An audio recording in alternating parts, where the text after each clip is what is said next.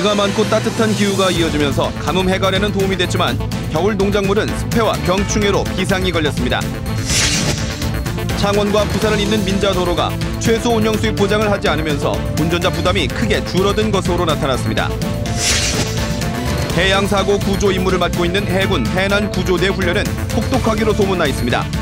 부사관 27명이 SSU 대원으로 첫걸음을 내딛었습니다. 창원천과 남천의 생태하천 사업이 7년 만에 마무리됐습니다. 효과에 대해서는 의견이 엇갈리고 있습니다.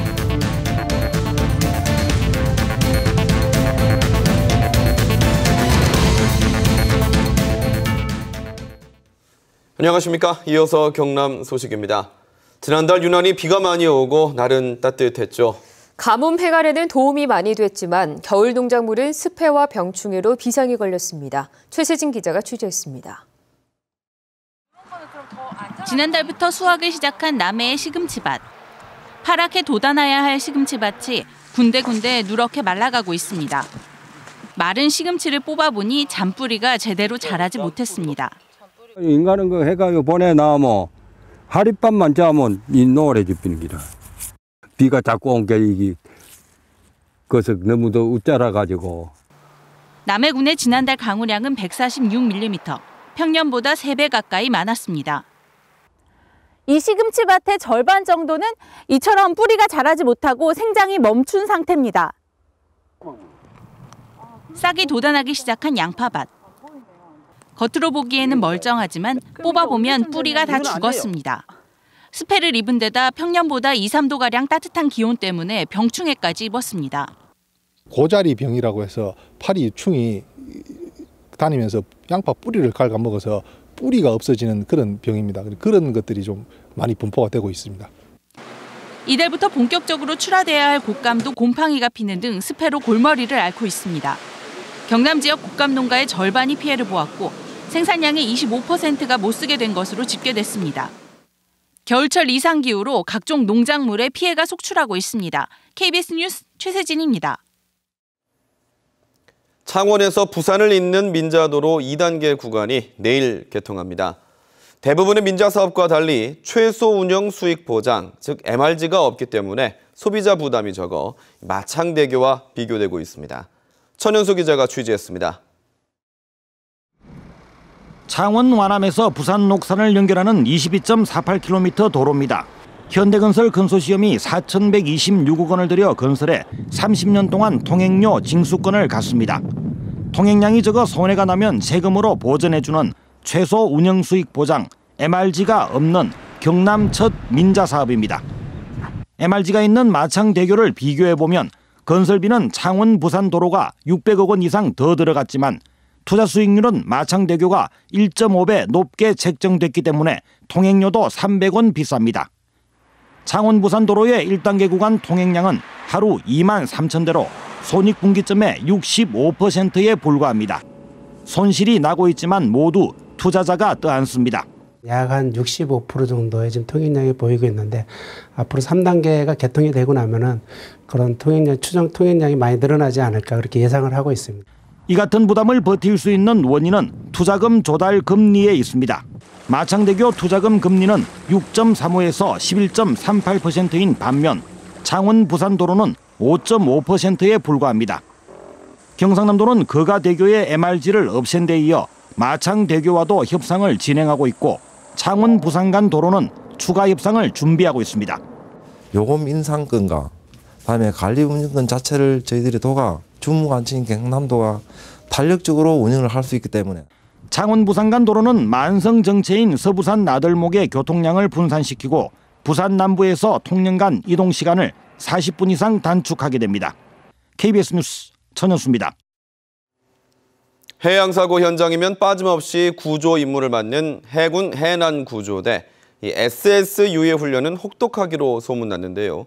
부사관 27명이 6개월 동안의 지옥 훈련을 마치고 SSU 대원으로 첫걸음을 내딛었습니다. 김준원 기자의 보도입니다.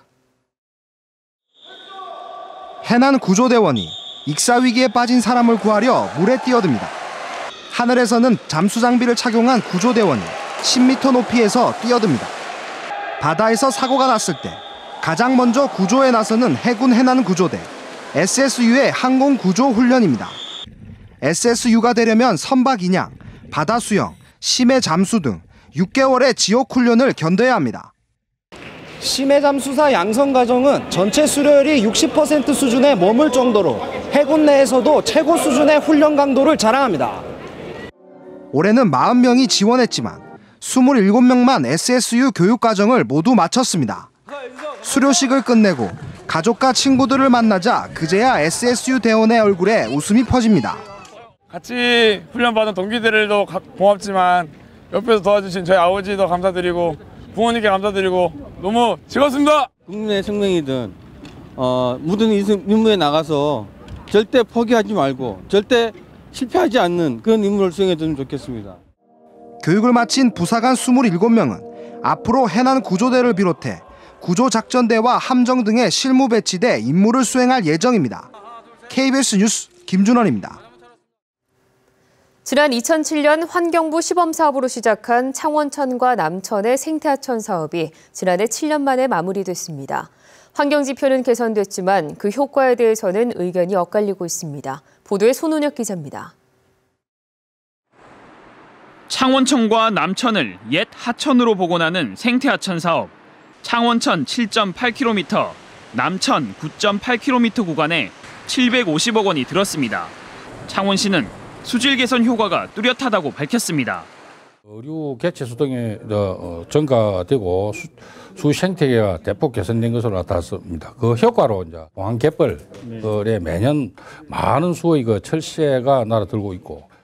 사업 전과 비교해 생물화학적 산소 요구량 BOD가 대폭 낮아졌고 부유물질과 용존산소량도 수치가 개선됐습니다.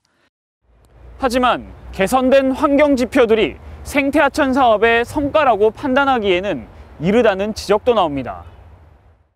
수질 개선은 하수관 정비로 오염원을 줄였기 때문이지 생태하천 사업의 영향은 미미하다는 겁니다. 수달 서식지가 생태하천 공사를 하지 않은 하류 구간에 머무는 것도 문제점으로 지적됩니다. 자연 그대로 남겨둔 하천과 둔치에 좋은 서식 환경이 만들어졌다는 겁니다. 실제로는 하천 사업을 하지 않은 구간에 은신처를 두고 살고 있고 거기서 먹이 활동을 하는 흔적이나 아니면은 배설물이나 이런 것들을 발견을 할 수가 있습니다. 창원시에 조성된 생태하천은 지금까지 3곳, 앞으로 5곳에 추가로 조성됩니다. KBS 뉴스 손원혁입니다. 앞서 보신 것처럼 도심하천을 바꾸는 생태하천 사업은 확대되고 있는데요. 하지만 여전히 토목공사 위주라는 비판과 부실한 관리 체계는 극복해야 할 과제로 꼽힙니다. 계속해서 박상현 기자의 보도입니다. 2.8km 구간 310억 원이 투입되는 교방천. 복개 구간을 걷어내고 하천 공사가 한창입니다. 하지만 하천 바닥 콘크리트는 걷어내지 않고 그 위에 수생식물을 식재할 계획입니다. 또 다른 생태하천 사업 구간인 장군천. 콘크리트를 걷어낸 자리에 돌들이 조밀하게 채워졌습니다. 창원천과 남천 사업 과정에서 반생태적이라며 논란이 된 방식이 비슷하게 적용된 겁니다. 시민단체는 수질 개선이 우선이라고 지적합니다. 어떻게 하면 생태를 복원할 것인가에 대한 고민보다는 그러니까 겉모습이 어떻게 생태적으로 보일 것인가에 치중을 했던 부분이 많았죠. 하지만 전문가와 시민단체가 참여한 생태하천 민관협의회는 지난해와 올해 한 차례씩만 열렸을 뿐입니다. 분수라든지 산책로 이런 것들을 같이 넣으려고 욕심을 내다 보니까 원래 목적하고는 달라지죠.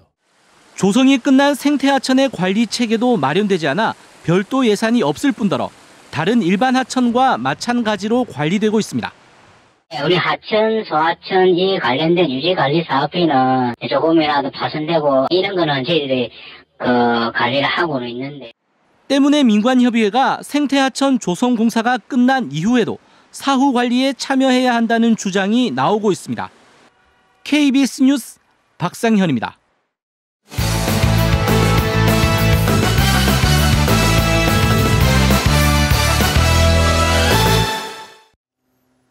주요 단신입니다. 어제 김해 장유 복합문화센터 공사장에서 발생한 크레인 사고는 철골 구조물이 먼저 기울어지면서 구조물과 연결된 크레인이 넘어진 것으로 확인됐습니다. 김해 서부경찰서는 현장 CCTV를 확인한 결과 철골 구조물이 먼저 넘어지면서 구조물과 연결된 크레인이 넘어져 공사장을 덮친 것으로 잠정 결론 지었습니다.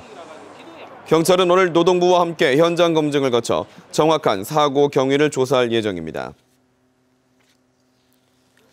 홍준표 경남지사 주민 소환 청구 서명이 당초 제출된 것보다 13,000여 명 적은 것으로 나타났습니다.